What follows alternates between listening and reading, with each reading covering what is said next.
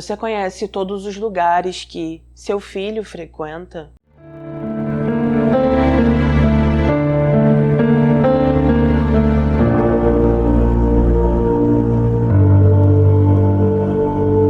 Conheçam Cindy. Ela nasceu no dia 24 de março de 1987.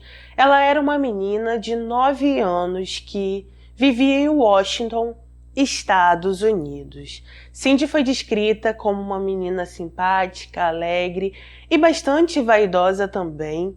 Ela morava com a mãe e com 2 irmãs mais novas. Elas viviam em uma cidade onde a maioria das pessoas consideravam segura, as crianças brincavam na rua, os pais não se preocupavam tanto, porque eles acreditavam que nada de ruim poderia acontecer naquele lugar.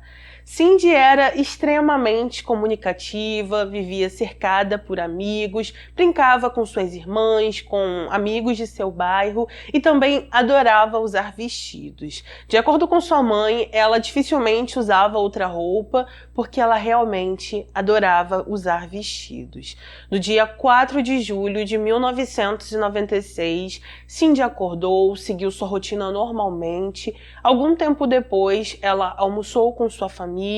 Depois disso, algumas horas se passaram e ela foi até a mãe pedir permissão para ir brincar na casa de uma amiga.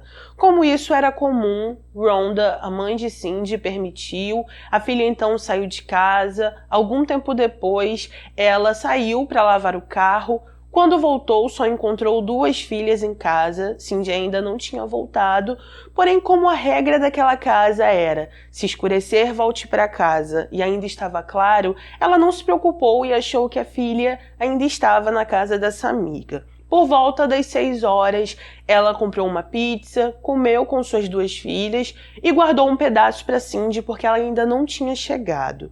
Às 9 da noite, Rhonda começou a achar estranho porque Cindy não costumava ficar na rua tão tarde assim. Ela então foi até a casa da tal amiguinha que ela disse que estaria. Ao chegar ali, chamou, ninguém atendeu. Conversou com alguns vizinhos e ficou sabendo que aquela família já tinha viajado há alguns dias. Sabendo disso, ela começou a se preocupar, começou a caminhar pelo bairro, falou com algumas pessoas, porém todos disseram que não sabiam nada sobre Cindy. Depois disso, ela voltou para casa. Por volta de 11 da noite, ela pegou o telefone, ligou para a polícia, explicou tudo o que estava acontecendo e relatou o desaparecimento de sua filha. Assim que os investigadores começaram as buscas, eles também falaram com Rhonda em sua casa. Quando estavam conversando com a mãe de Cindy, segundo eles, ela não estava agindo de uma maneira que mães costumavam agir nessa situação, não estava chorando loucamente, não estava com os nervos à flor da pele, e por isso, desconfiados, eles decidiram levar Rhonda para ser interrogada.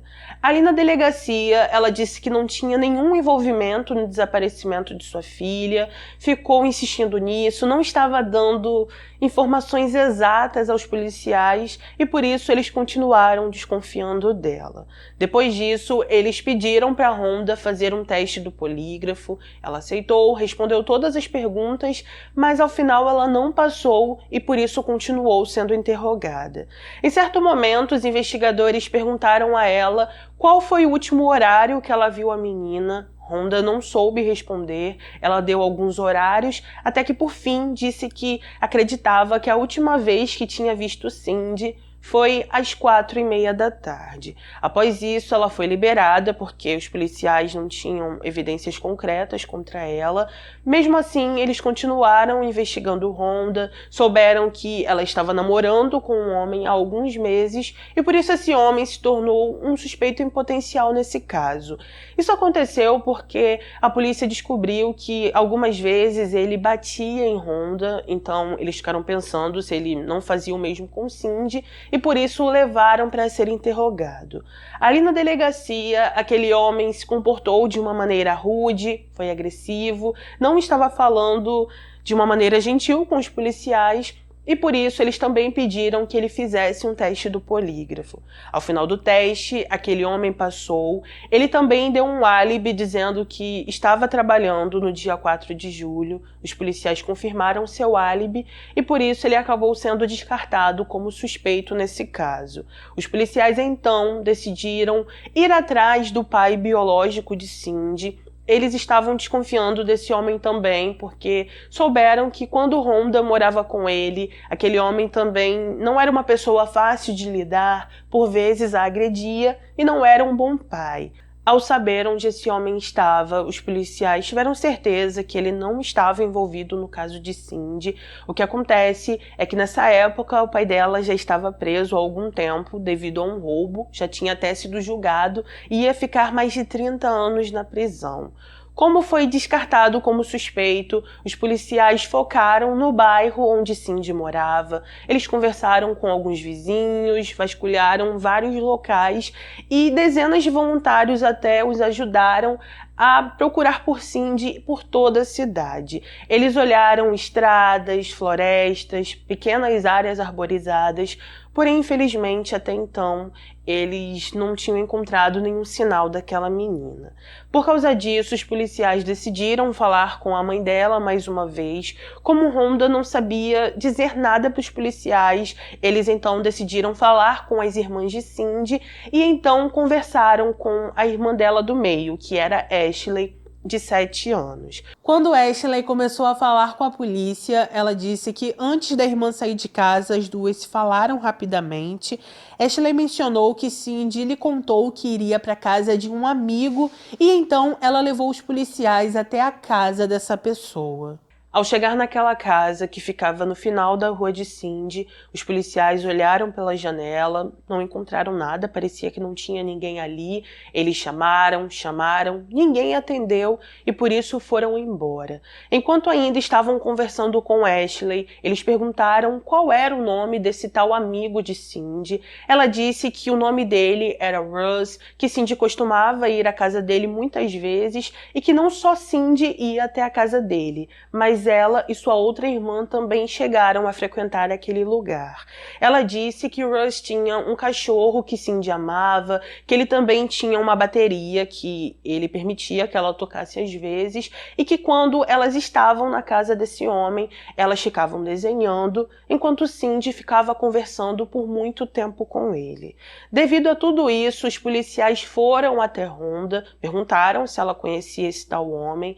Ela disse que sim, falou que Russ tinha por volta de 30 anos, contou que meses antes, no aniversário de Cindy, ela pediu para a mãe para convidar esse tal Russ para seu aniversário. Rhonda perguntou quantos anos ele tinha, ela então falou que ele provavelmente tinha a mesma idade que sua mãe, e então naquele momento Rhonda se assustou, até porque ela sempre imaginou que Russ era apenas um menino do bairro. Toda vez que Cindy falava sobre ele, ela pensava que ele tinha a mesma idade que a filha, e quando ouviu aquilo, ela proibiu Cindy de continuar conversando com ele. Ao falar com sua filha, ela mencionou que Cindy não deveria ter amizade com pessoas mais velhas e pensou que ela tinha obedecido. Por causa disso, os policiais começaram a investigar um pouco mais esse homem. Ao falar com vizinhos, eles souberam que ele tinha uma vida meio de hippie, às vezes estava ali, às vezes não estava, usava drogas, porém que os vizinhos não se importavam tanto com ele. Quando os policiais descobriram que Russ não estava mais vivendo naquela casa, eles o procuraram, descobriram que ele estava morando em um trailer com um amigo, foram até esse trailer e então o levaram para a delegacia. Assim que chegou ali, Russ disse que não estava envolvido no caso de Cindy. Ele foi solícito, contou para os policiais que sim, já tinha visto a menina pela rua, falou que até em certa vez ela foi em sua casa, começou a brincar com seu cachorro e que nesse dia ele estava com a namorada. Russ, que na verdade se chamava Matthew, disse que quando ele e a namorada viram Cindy, eles conversaram com ela, disseram que não era bom ela ficar na casa de estranhos, que ela tinha que contar para a mãe, porém, segundo ele, Cindy disse que já tinha falado com a mãe e que ela não se importava. Após isso, ele falou que nunca mais teve contato direto com ela, disse que no dia 4 de julho ele estava em um festival. Quando os policiais perguntaram se ele tinha um álibi, Matthew disse que sim, falou que por volta de 4h15 ele telefonou de um telefone público para um amigo, que esse amigo o buscou, e então ele foi para esse festival de música. Após todo esse interrogatório, os investigadores foram até o telefone público que Matthew disse que usou. Ao verificar as ligações, eles encontraram uma às 4h15 da tarde e como Honda disse que a última vez que viu a filha foi às 4h30, eles comprovaram o álibi de Matthew. Com isso, as buscas continuaram. 2 semanas depois, os policiais receberam uma ligação de uma mulher. Essa mulher disse que ela era de uma igreja que ficava naquele bairro e que ela teve uma experiência espiritual. Aquela mulher disse que teve uma visão de uma menina muito parecida com Cindy, falou que também viu um campo enorme, que em certo momento viu essa menina deitada como se estivesse dormindo, ou como se tivesse falecido. Ela perguntou se os policiais queriam que ela fizesse um mapa, eles disseram que sim, aquela mulher deu todas as coordenadas e então entregou a eles. Quando olharam aquele mapa, os investigadores perceberam que nas buscas eles já tinham passado por aquela área, porém mesmo assim eles decidiram verificar. Um investigador que estava de folga decidiu olhar essa área onde a mulher indicou. A área ficava perto de uma casa abandonada, então ele começou a caminhar por ali e observou um tapete enrolado. Ao se aproximar desse tapete, ele infelizmente encontrou Cindy sem vida ali, avisou a outros policiais e então ela foi levada para análise. Ao chegar nesse local, os profissionais constataram que Cindy perdeu a vida porque alguém a estrangulou. Disseram que antes disso ela também recebeu alguns golpes através de força física, que tinha algumas marcas de cigarro nela e que também havia sinais de abuso. Depois disso, eles continuaram focando no bairro onde Cindy morava. Eles fizeram isso porque o lugar onde ela foi encontrada ficava a 800 metros de seu bairro e por isso, mais uma vez, eles decidiram conversar com algumas pessoas que moravam por ali. Ao falar com um vizinho, ele contou que na tarde de 4 de julho, por volta de 3 a 4 da tarde, ele viu uma menina caminhando de mãos dadas com um homem alto, de cabelos longos, barba, cavanhaque, e então os policiais perceberam que aquela descrição parecia com Matthew. Eles também conversaram com uma menina que era amiguinha de Cindy. Ela contou que de tarde viu Cindy caminhando com um homem e que ela tentou falar com Cindy, mas que aquele homem não permitiu. Devido a essas informações, os policiais foram até Honda novamente. Eles perguntaram se ela tinha certeza que a última vez que viu a filha foi às 4h30. Ela disse que não e falou que talvez foi às 3 horas. Por causa disso, os policiais decidiram verificar o lixo da antiga casa de Matthew. Ao fazer isso, eles encontraram um papel rasgado, juntaram os pedaços e perceberam que se tratava do desenho de um cachorro. Ao conversar com as irmãs de Cindy, eles descobriram que foi a irmã delas que tinha desenhado aquele cachorro. Parece que ela deu de presente para Matthew semanas antes e por isso a polícia voltou a desconfiar dele porque eles ficaram pensando o porquê ele rasgou e jogou fora aquele desenho. Por causa disso tudo, eles conseguiram um mandado de busca para o trailer onde Matthew estava morando. Ao chegar ali, eles começaram a procurar as roupas que ele estava usando no dia 4 de julho. Eles sabiam exatamente a estampa, o modelo, porque o vizinho comentou qual era o modelo dessas roupas, e então eles encontraram essas peças em uma pilha de roupa suja. Parece que desde o dia 4 de julho ele não tinha lavado aquelas roupas, então elas foram enviadas para análise, e enquanto o resultado não saía, os policiais continuaram investigando e ficaram na cola de Matthew. O que acontece é que a partir do momento que eles pegaram aquelas peças, os detetives ficaram na frente do trailer dele 24 horas por dia. Todas as vezes que ele saía, eles também o acompanhavam e não faziam questão de se esconder. Matthew, então, decidiu dar uma entrevista a uma rádio local. Enquanto estava ali, ele disse o quanto estava frustrado, contou que quando foi interrogado, ele deu um álibi que foi comprovado pela polícia, disse que não tinha contato com Cindy e falou a mesma coisa que ele tinha falado com os policiais anteriormente. Enquanto o resultado do laboratório ainda não saía, os policiais ainda investigaram aquela mulher que deu as coordenadas sobre onde Cindy estava. Eles conseguiram comprovar o álibi dessa mulher, perceberam que ela aparentemente não estava envolvida nesse caso e por isso também foi descartada como suspeita. 4 meses depois, o resultado do laboratório finalmente saiu.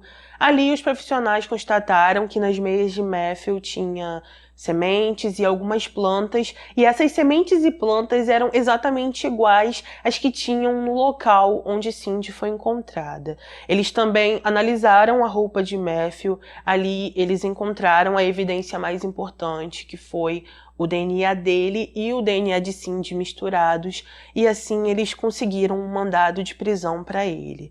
No dia que Matthew foi preso, ele estava em um show. Quando os policiais o levaram para dentro do carro, o investigador disse que ele começou a fazer um barulho estranho com a boca, parece que estava se comportando como um animal selvagem, se virou para o investigador e disse: "Como você pode fazer isso comigo?" Depois disso, ele foi interrogado mais uma vez, continuou dizendo que era inocente, ficou enfatizando que tinha um álibi, que não estava envolvido nisso, mas como eles já tinham provas, que eram as provas do laboratório, Matthew continuou preso e ficou aguardando por seu julgamento, que aconteceu em março de 1999.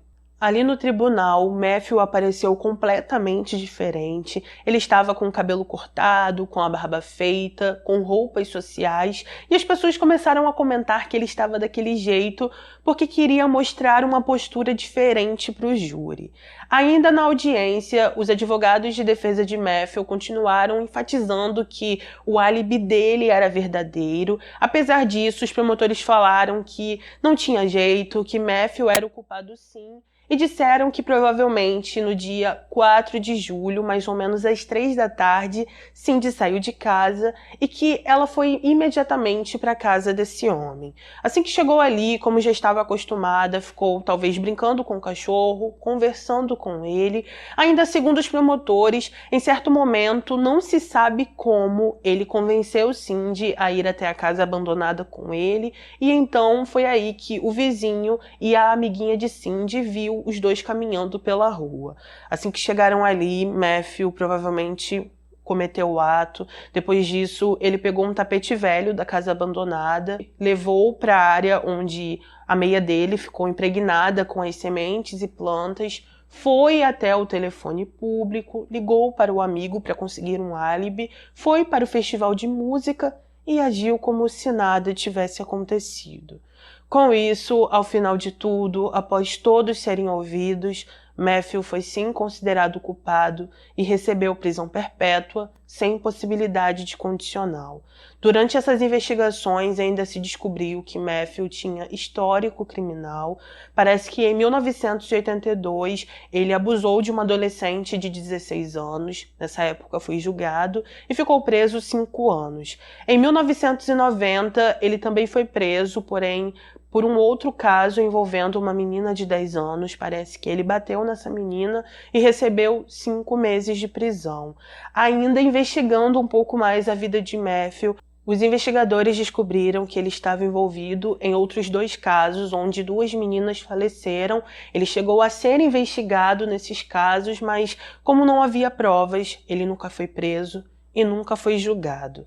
Ao final do julgamento pelo caso de Cindy, a mãe dela falou com jornalistas, disse que não estava satisfeita com a pena dele porque queria que ele recebesse a pena capital. Ela disse que como sua filha não estava mais viva, ele também não tinha o direito de viver.